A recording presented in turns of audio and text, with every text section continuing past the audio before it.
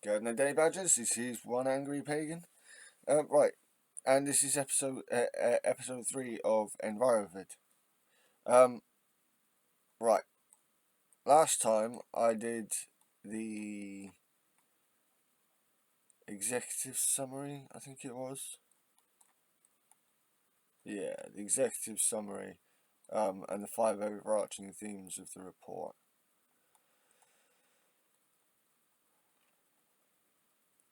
So, now we're on to the introduction properly. The authors of this are Tiffany Key, one of the two. Sarah McCain, Laura Clavey, Rick Stafford, Louise Montgomery, Camilla Morrison Bell, and Bethany Chamberlain. So Tiffany Kai, is from the British Ecological Society and the University of East Anglia. Sarah McCain and Laura Clavey of the British Ecological Society. Rick Stafford is from Bournemouth University. Louise Montgomery is from Royal Holloway University of London, and Camilla Morrison Bell and Bethany Chamberlain are also of the British Ecological Society. So, number 1, nature-based solutions. 1.1, definition. Nature-based solutions or NBS, is an umbrella term that brings together a diverse range of stakeholders and disciplines into a collaboration, resulting in transdisciplinary work and a range of differing perspectives. Okay, so it's all like, this is what I want to see. You want experts and scientists from many fields that overlap on this particular subject, and get them all to meet up, get them all to talk and put down realistic ideas. This is good. The International Union for the Conservation of Nature, the IUCN, defines nature-based solutions, or NBSs, as actions to protect, sustainably manage and restore natural and modified ecosystems in ways that address societal challenges and effectively and adaptively to provide both human well-being and biodiversity benefits. Yeah, like we don't have we don't have to it doesn't have to be one or the other thing. Like, human progress does not have to come at the cost of our environment. Looking after our environment does not have to come at the cost of progress. Not necessarily. They are underpinned by benefits that flow from healthy ecosystems and target major challenges like climate change, disaster risk reduction, food and water security, health, and are critical to economic development. Yeah. And that one seems to be, what is that? Oh, these are referenced. We recognise that that nature-based solutions, or NBS, is a broad concept and can provide multiple benefits. For the purposes of this report, we have taken a narrow focus on the benefits for biodiversity, climate change mitigation, and climate change adaptation. This is due to the objectives of the British Ecological Society, the BES, and the expertise of our members. Whilst the exact definition of nature-based solutions, or NBSs, can vary between organisations and within literature, as shown in Annex 1 to this chapter, which, again, I will put the link up to the PDF for this for this report, so you can check it out yourselves.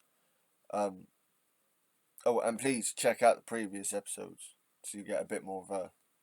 Yeah, anyway.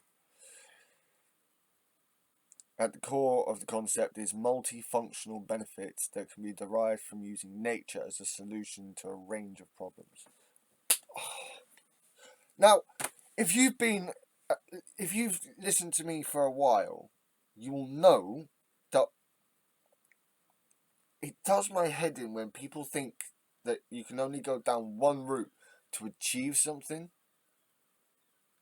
Like you can use that route and also try out multiple other routes, because if one fails, if you put all your effort into one and that fails, what else have you got? Especially when it comes to the ecosystem, again, like when I've been talking about politics, I said we need a multilateral decision making.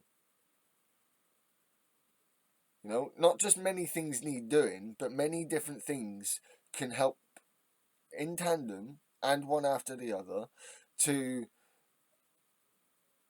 alleviate and fix these problems. Just saying. 1.2. The multifunctionality and the concept of nature-based solutions, NBSs. Over the last decade, policymakers have increasingly recognised the importance of protecting nature not just for its own sake, but also for the many benefits it provides for people. It's become clear both that protecting and restoring nature can increase its resilience to the anthropogenic changes, i.e., the stuff the changes that we've brought about that are affecting the climate, and help people to mitigate and adapt to environmental change. The approach of utilising nature as a solution is grounded in the relationship between biodiversity and ecosystem function. Yeah. So we need the people who are in charge to be advised by people who are and to be educated themselves more in this, but at least be advised by people who are educated in these kind of things. Living organisms interact with each other and the physical environment in ways that maintain ecosystems function and species themselves. The ecological interactions depend on a sufficient number of individuals and the chance of co-occurrence. So, like pretty much any species, you need to have enough individuals within this habitat so that like they occur they occur within each other's vicinities more and more often. The loss. So a good example of this is Snake Island. I can't remember the Spanish name. Do forgive me. Just off the coast of Brazil, and the snake there. I cannot fucking remember the name of the snake now. I'm just gonna do my nuts. But the snake there is having a bit of a problem because there's tons of snakes, but the most dangerous snake on that island has having a bit of a problem because despite this relatively small size of the island, the populations of snakes are too kind of far apart, and these types of snakes don't exactly travel far. So the snakes in different areas end up inbreeding, and the biodiversity goes down. So that's just one example. Ecological interaction. Yeah. The loss of these interactions leads to the loss of ecosystem functioning. Changing the physical environment, for example, with drainage, can also change what species survive in a place. All of these factors combine to affect the ecosystem processes such as carbon sequestration and water flow. So, yeah, I again, like Graham Hughes from Politics Social. You know, I am. You know, he looks very cynically when it comes to and I suppose rightly so, to the a lot the ideas about technology for hydrogen use and carbon sequestration especially, right? We don't need technology for that. We don't need that. Like, for carbon sequestration especially, peatlands and boglands, like, they're for storage, for carbon capture and storage, they're like the best thing you've got. So yeah, greater levels of biodiversity often results in higher levels of ecosystem functioning, greater stability. Of these ecosystem functions, many directly or indirectly benefit humans, and these are termed ecosystem services, e.g. pollination, water cycling and carbon sequestration. The potential of nature-based solutions to solve wider societal challenges opens up new opportunities for mainstreaming biodiversity conservation into policy and practice decisions in other sectors and areas of society. Yep. The Green Party would do very well if they could put these things to the Labour Party, as well as the other parties, I suppose. But yeah. Anyway, NBS are based on the understanding that ecosystems naturally provide ecosystem services.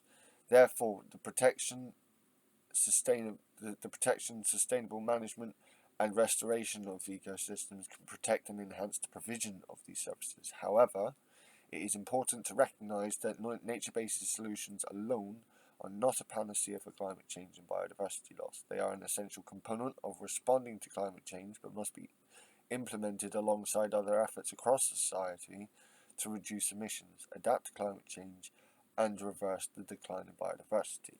Again, emphasising that multilateral thinking, coming at this from many different angles all at once. I love it. Number 2, context and rationale. So 2.1. The UK political environment. The United Kingdom is committed to reach net zero gas (GHG) emissions by 2050 and is a signatory to the UN Framework Convention on Human Rights, Climate Change, the UNFCCC, and the Paris Agreement. The net zero commitment derives from analysis by the Intergovernmental Panel on Climate Change, the IPCC. Following the signing of the Paris Agreement, which found that achieving the goal of limiting warming to 1.5 degrees required global net anthropogenic CO2 emissions to decline by about 45% from 2010 levels by 2030 and reach net zero by around 2050. We've already gone over that. There are a range of other international commitments, including the United Nations Sustainable Development Goals, the SDGs, and the Convention on Biological Diversity, the CBDs, which also commit the UK to tackle both the climate and biodiversity crises. Yes. And the Tories have not been doing enough, nowhere near enough. To achieve these targets and to make positive strategic decisions, and to make effective strategic decisions, I should say, it is necessary for policymakers across the nations of the UK to have access to relevant and reliable evidence regarding potential solutions that are relevant for the specific contexts and political landscapes. Yes, because a lot of people are not gonna like it if it's just blanket decisions made. So yeah. From central government, I mean. Anyway, the upcoming UNFCCC 26 conference of the parties, COP26 essentially, has added urgency for this information to be available with an additional COP27 next? COP28? I can't remember. Anyway, because this is from February 2022. So yeah, like, yeah, anyway. With additional emphasis on delivering a green recovery from COVID-19, SARS-CoV-2. Okay, again, like, this is a couple of years out of date, but I think that, like, the majority of this is still going to be applicable, as I said before. Following the UK's exit from the European Union, there are new opportunities to address climate change and biodiversity loss through implementation of innovative policies. For example, leaving the Common Agricultural Policy, the CAP, or CAP, has created an opportunity to move public monetary support for agriculture away from area-based support. Okay, this creates additional resources for mechanisms with greater potential to provide multiple benefits to society and the environment, such as nature-based solutions. For example, the development of new subsidy frameworks for delivering environmental public goods under environmental land management schemes, ELMs, in England. Okay, this could provide opportunities for farmers, foresters and other land managers to secure financial rewards in return for delivering environmental benefits. New agri-environment schemes are also being developed by the developed governments. Interesting. Very interesting. So this is this is really quite good then. This is just really what we want to see. Like, could you imagine if we could get the farmers round on this? Anyway, 2.2. Climate change trends. The climate change is a global issue. The atmospheric concentration of GHGs has grown at unprecedented rates since the beginning of the industrial era, with dominant causes including fossil fuel burning and land use change, such as deforestation. Yes. Increased GHG concentrations have enhanced the natural greenhouse effect, resulting in global mean temperature increasing by 1.2 since pre-industrial times. I think at this point we've actually gone over that.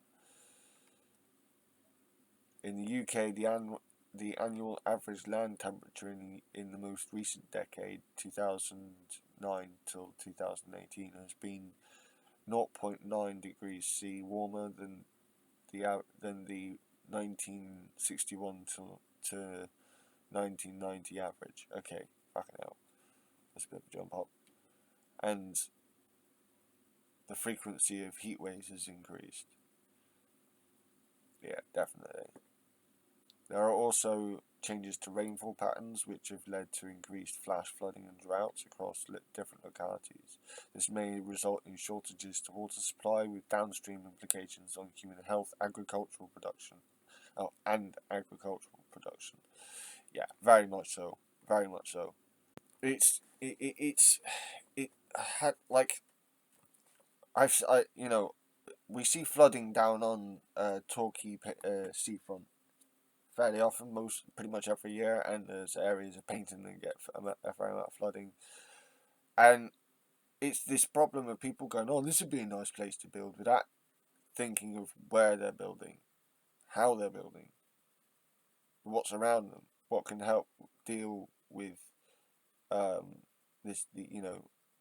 with flooding and stuff. With what, the land itself, different environments can help with this kind of stuff, especially flooding. So yeah, anyway, across different localities.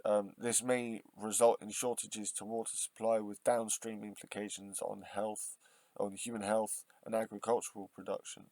Since the start of the 20th century, UK sea levels have risen by 16 centimetres. It has been estimated that combined, these changes pose a substantial risk to the nation as well as to communities, with 1.8 million people across the UK currently living in areas of significant flood risk. Now, I don't, because I'm fairly up out of the way, although I do look down on a very flat area that can quite easily be flooded.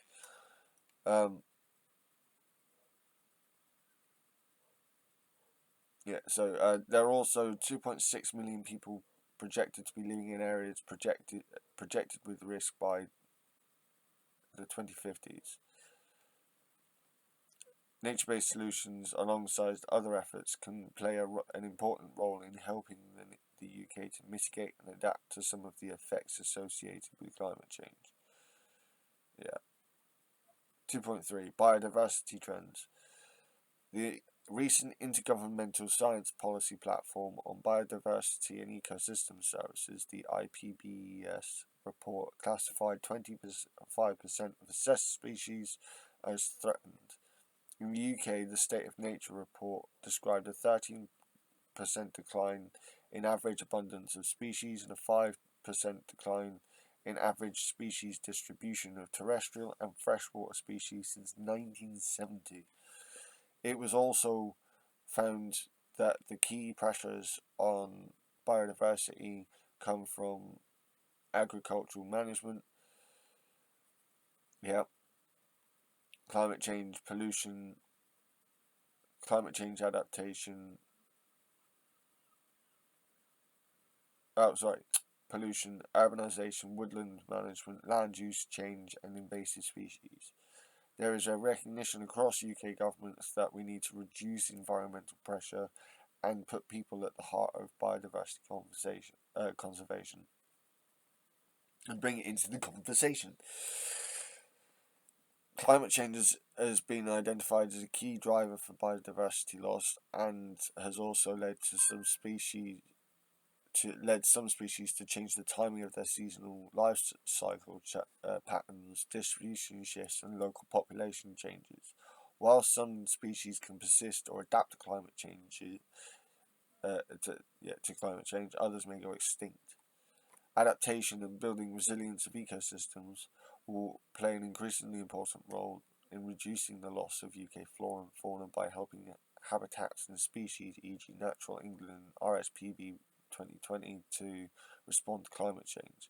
For example, the greater habitat connectivity and/or better quality habitats can make species more resilient to change, as can the careful restoration of habitats or enhancing biodiversity hotspots.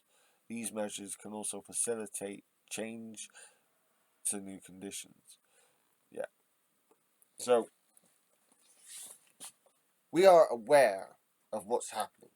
Like I said before, we are one of, if not the only species that is conscious of our own evolution and can actively affect it.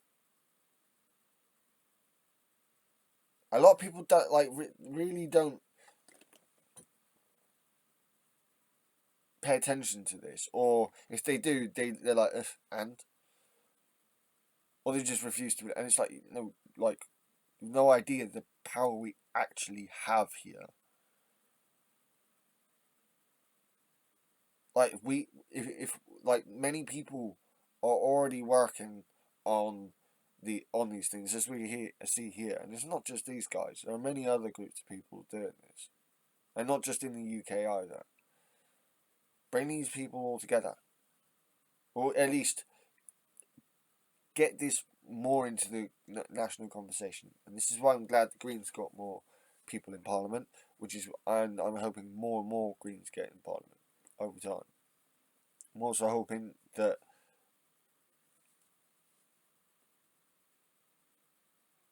more people are like Ed Miliband in the Labour Party now.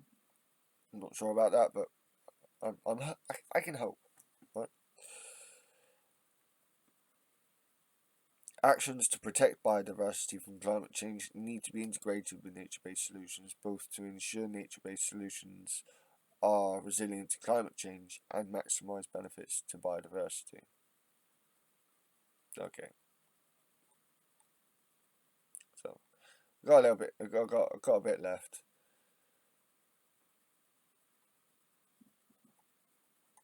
Oof, it's a fair bit there. I suppose I can do that. All right.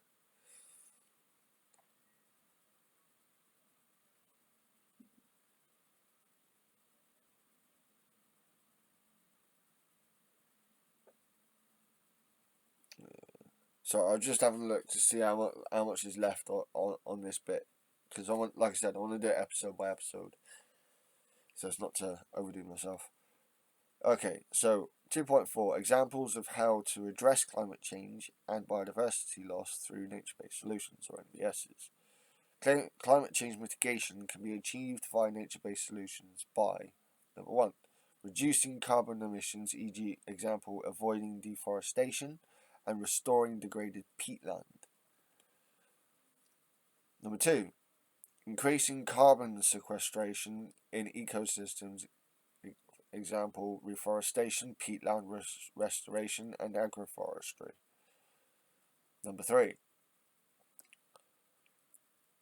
increasing carbon sequestration in human communities, example, urban tree planting, ensuring the careful selection of the site and species of tree and making sure the species is resilient to climate change and other long-term effects are considered. Climate change adaptation can be achieved via nature-based solutions through a variety of measures, including: number one, salt marsh restoration, which provides coastal flooding protection. Number two, renaturalization of watercourses and wetland restoration to provide natural flood management in river systems. Number three, cooling the urban environment, e.g. green roofs or green spaces. Definitely. Benefits to biodiversity can be delivered via nature-based solutions through: number one, identifying biodiversity hotspots, for example, protecting the 2% of species-rich biodiverse grassland we have left in the UK. Habitat restoration and number two, habitat restoration and habitat creation, example, peatland restoration, green roofs in urban settings, or seagrass and kelp in marine habitats. Number three, managing change in building and resilience, example, increasing the genetic and species diversity within ecosystems, or adopting strategies such as integrated pest management practices. I like that. Number 2.5, human health and well-being. Human health and well-being are also benefits that can be derived from nature-based solutions. However, given the objectives of the British Ecological British Ecological Society, the BES, and the expertise of the majority of our members, the human health and well-being aspects of nature-based solutions have not been comprehensively evaluated as part of this report. Nevertheless, it is important that nature-based solutions are embedded holistically within a wider framework of societal, economic, and environmental policies that together will result in multifunctional beneficial outcomes. Again, multilateralism.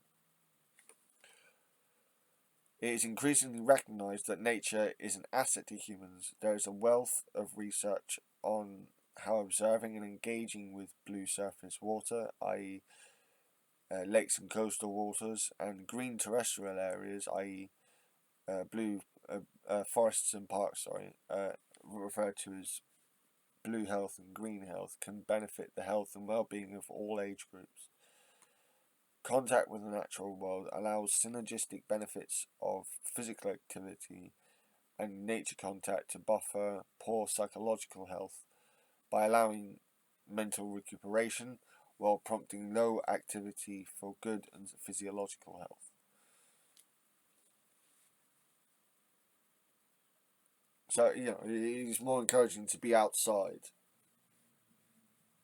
Engaging with nature has been found to provide people with life satisfaction and well-being benefits through reduced mental health illnesses and improved in social connectedness. A connectedness to the natural world can provide a sense of belonging and buffers the feeling of ostracism through improving emotional well-being. There is growing evidence that people who have the opportunity to care for nature, such as feeding garden birds, felt more relaxed and a sense of oneness during to caring for the welfare of organisms, as well as providing opportunities to socialise. Consideration of the quality of the green space, in addition to the quantity, can provide multiple benefits for the people and the environment. So yeah, like, people wonder at bird watching and stuff, and why groups of people will go and do this kind of thing, and these are social activities that aren't harmful to nature and are good for our mental health. So yeah. Anyway, to critics and cynics, number 3, scope and limitations. 3.1. Scope of the report. This report represents an overview of the best scientific evidence available to assist in the understanding of the delivery potential of nature-based solutions, NBSs, for climate change mitigation and adaptation, as well as for biodiversity conservation in the UK. Some chapters have also highlighted where further research is required. For an overview of this report, see Appendix 2 of this report. So yeah, again, link to this will be in the comments, in the description below. The report focuses on UK evidence and draws on international evidence that is relevant where the UK evidence is limited. This report is intended to inform policymakers, landowners, and investors. So, I think even though it's intended to reform them, we could ourselves be more informed about this. The report is divided into 10 chapters and 2 sections. Section 1 has 8 habitat chapters. Each chapter contains an executive summary. For an overview of this, please see Appendix 1 of the report.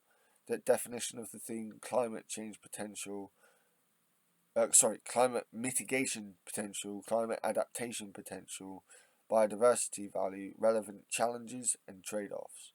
Some chapters demonstrate the benefits for human well-being. Section 2 of the report is not habitat specific and covers wider considerations for delivering nature-based solutions, NBSs, in the UK, such as policy, finance and spatial delivery. 3.2. Limitations of the report. We are fortunate that our members have a wealth of expertise in biodiversity and climate change mitigation and adaptation, which is what we have drawn on for the purposes of this report primarily. There are nonetheless significant gaps in the underlying evidence which we have identified. We have also focused on presenting the evidence and the options rather than advocating specific policies. So whilst in this I might go, yeah, I like this, I would advocate this, they themselves are just pushing, here's the evidence that for all these policies and how they might work and how they might not work, and this, that and the other. This is down to you guys to see how it would actually work. Number 4, process and methods. 4.1, process. The BES policy team, the British Ecological Society policy team, issued a call for expertise to our membership on this topic. This received responses from over 100 interested experts. Lead authors, contributors and reviewers were found for each chapter based on experience, fields of expertise and relevance to the UK context. In order to ensure the chapters were reviewed robustly, those who reviewed the chapter were not involved in any of the stages of writing of the chapter. The length and content of each chapter reflects the habitat type and the availability or gaps that are present in the evidence, which shows that they're taking this step by step. They're doing this with the scientific process. 4.2. Standardization of carbon sequestration figures in this report. Reporting on carbon sequestration is a relatively new process, and standardized methods, measurements and units are not readily available or consistent in the scientific literature. most commonly reported as a mass of sequestered carbon dioxide unit per area, per unit area, per unit of time, and these have been presented as tons of carbon per hectare per year within the report. So it'd be T dots CO2 slash HA slash year. Oh, that'll be throughout the report. Where alternative measures such as tons of carbon dioxide equivalent have been reported, these have been standardized into what I've just said for direct comparison. Again, you can read this yourselves if anyone has better understanding of that. I mean, I'm not stupid. Like, I know what this means, but like, right down to the specific details, like, yeah, and how that is applicable here. Yeah, maybe not. We have followed the scientific literature carefully, including examining the methods sections of papers to ensure as much as consistency as possible. But while comparisons within chapters should be robust, comparisons between chapters and between different habitats may be susceptible to some differences in approach, meaning in approach in measuring these values. There is clearly a need for standardization of approaches to measuring and reporting carbon sequestration across habitat types, especially if nature-based solutions (NBSs) are to form an integral part of carbon accounting. So they're really taking an anal look at this. Nevertheless, the report does clearly illustrate the role many different habitats play in sequestering carbon, providing adaptation mechanisms to climate change and boosting biodiversity. It also illustrates how management, restoration, and regeneration can maximize these benefits. So yeah, and then we got the annex and the references to what was said. Yeah, so again, this is properly outlined, like, giving a proper outline for what is to come. The next episode, episode 4, will start on section 1, habitat-specific nature-based solutions, a review of the available evidence, which is what I think I said in the first episode, not realising just how much that there really was before that. And it will be starting on the woodlands part of things. So yeah, let me know what you guys think. I'm sorry I sound like I'm a bit blocked up. That's because I am blocked up. Don't know why. But yeah, probably got cold. Don't know why. But yeah.